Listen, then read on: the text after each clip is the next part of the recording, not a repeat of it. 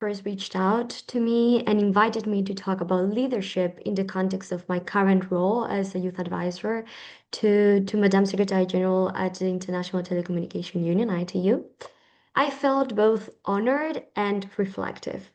First of all, I felt honored because this topic is deeply important to me. But I also felt reflective because leadership, and especially as a young person in the tech and policy space, is not always straightforward. It's not just about titles or being in the spotlight. It's also about, and most importantly, about purpose and the willingness to advocate for change in rooms where you're often the youngest voice. So, in my capacity as a member of Madame Secretary General's Youth Advisory Board, I have the unique privilege of standing at the intersection of technology, global policy, and youth empowerment. And my journey has been as much about listening and learning as it has been about leading and contributed. So, today, under the theme Empowering the Future, I want to take you through three essential pieces of that journey. First of all, my role at ITU. Second of all, what it means to lead in the telecom sector as a young person. And third, to bring a little bit of my everyday work, why to me it is so important and so critical to close and bridge the digital divide. So let me start with the basics. ITU, or the International Telecommunication Union, as probably some of you know, is the United Nations Agency for Information and Communication Technologies. So, in that capacity, it plays a vital role in shaping the global telecom agenda, from broadband policy to satellite coordination to digital inclusion. And my role as a member of ITU Madame Secretary General's Youth Advisory Board is not just ceremonial. It's strategic because we serve as a direct line between global decision makers and the world's largest untapped resource, which is youth. In this sense, we provide insight on how digital transformation impacts young people, particularly those in marginalized or underserved communities. This means that we provide key recommendations, we shape youth engagement strategies, and we ensure that young voices are not just heard, but also taken seriously. Our goal in the end is to make policy more inclusive, more responsive, and ultimately more effective. And one of the most rewarding aspects of this role is the opportunity to co-create. So that is why I put these pictures here of the whole board and Madam Secretary General. So, because it is not only the fact that we contribute to global frameworks and high-level discussions, like my participation at ITU Space Sustainability Forum last September 2024, there you have the picture, or that we support events like the upcoming AI for Good Summit in July 2025, but we also try to help shape how this youth engagement is embedded into the broader goals of the digital ecosystem.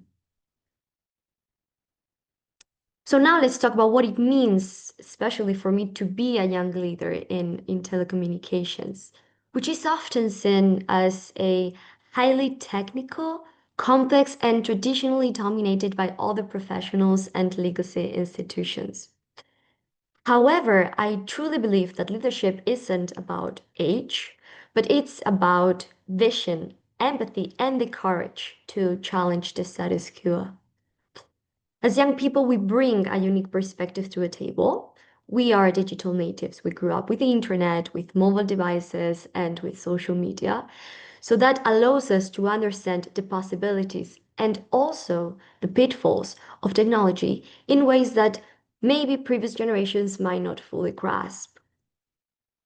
However, I believe as well that leadership in tech is not just about being tech savvy either, but about using that knowledge to solve real world problems.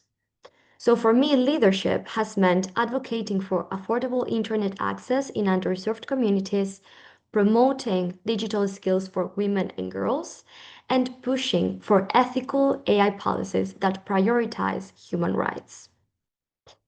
Additionally, it has also meant learning how to navigate institutional spaces where youth are sometimes underestimated or tokenized. And that, let me tell you, it's a challenge, but can also be an opportunity. Because every time that we speak up, that we ask questions, or that we propose solutions, we are redefining what leadership looks like in this sector. We also create a space for others to lead. And that is one of the aspects I think it's most important, that being a youth leader is also about helping to uplift your peers, whether it's mentoring other professionals, whether it's creating opportunities for others to grow. That's also important because leadership, after all, it's a collective art. And it's also about what can you contribute for others to amplify voices that usually go unheard. And this brings me to the third and perhaps most pressing issue, which is the digital divide. The digital divide is not just about access to the internet, it's about inequality in opportunity, in education, in economic empowerment, and in civic participation. This is a figure that we mention a lot at ITU because we believe in the impact of words and figures, and is that as of today, nearly 2.6 billion people are still offline. Most of them are in rural areas, in low-income communities in the global south. Many are women, many are youth, unfortunately, and the consequences of this are enormous. Why? Because without access to reliable and affordable connectivity, students, for instance, may fall behind. Entrepreneurs are locked out of markets, and citizens can't access critical public services. And in crises such as the past COVID-19 pandemic, being online can truly be a matter of life or death. So in both my ITU but also personal capacity as a researcher and PhD student, I've had the chance to work on initiatives aimed at bridging and closing this gap. For instance, I put here an example of a paper I co-authored with my colleagues Giovanni Sorrentino and Giovanni Trico, recently published in the journal Digital Society. And in it, we explore how satellite mega constellations could potentially reshape global connectivity and what that means for a future of inclusion and equity in digital spaces. But again, solving the digital divide isn't just a matter of technology. It's about political will, it's about inclusive design and a recognition that digital rights are human rights. The access to the internet is and should be recognized as a human right.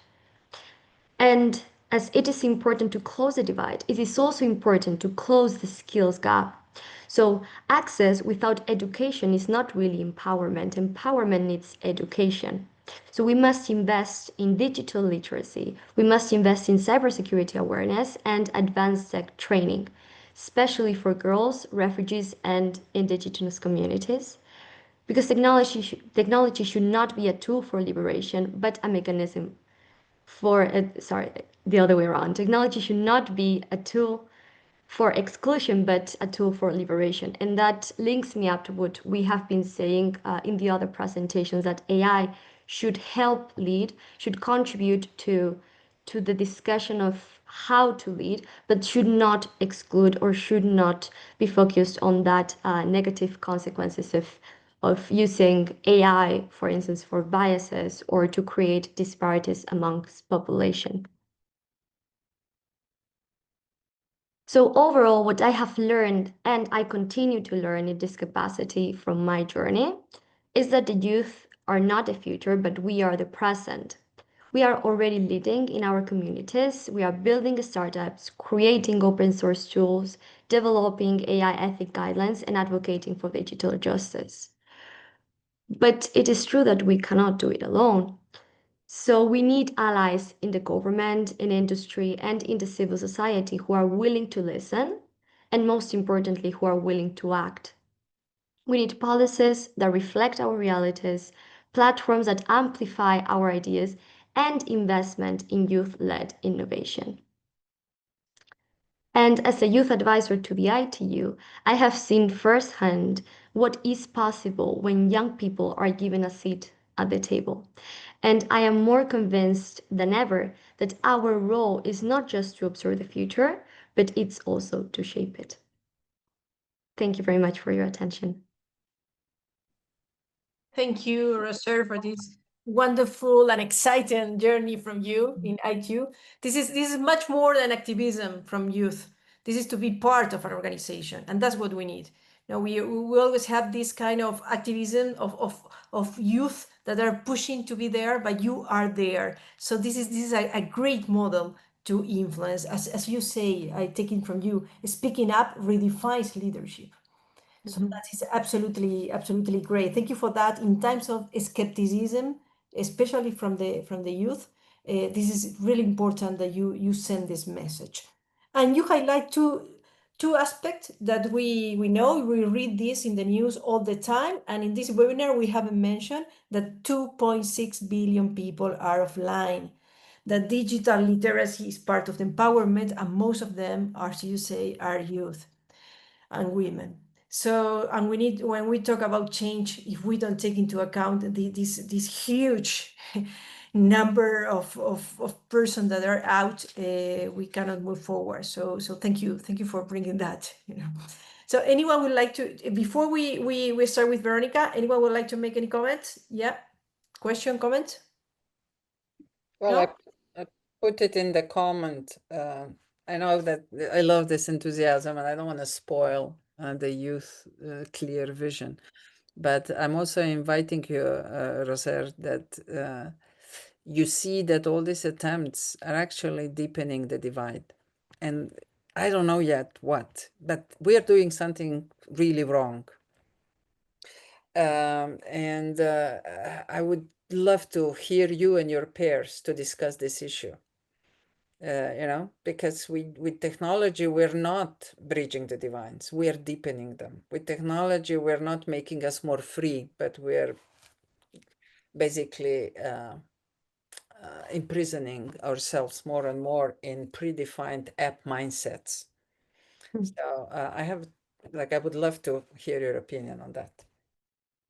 Yes, thank you, Violeta, for that. I think that's indeed a debate that we all have, especially those dealing with tech, either from a more engineering background or myself as a lawyer. I do believe that there are two perspectives that should be considered. First of all, the innovation and the possibilities that all this technology may offer, but also, as you were mentioning, the social impact that this is having, not only in terms of people being offline, like women and youth, which are clearly disadvantaged in this regard, old people as well, when it comes to simple procedures in the daily life, banking accounts, and all this sort of daily activities. We are really, really having a breach here, and we are somehow indeed deepening this divide. But that is a debate, of course, that I think about a lot. And I do feel like regulators as well, when it comes to, for instance, regulating AI, we saw it with the AI EU Act, that it is very difficult to match innovation or make innovation or make a path for innovation while at the same time trying to respect human rights as much as possible. And I do not have the key to solving that issue, but I agree that it is a question that should be put on the table and that we all should reflect on before we continue this path, and the consequences are at some point inevitable to act against.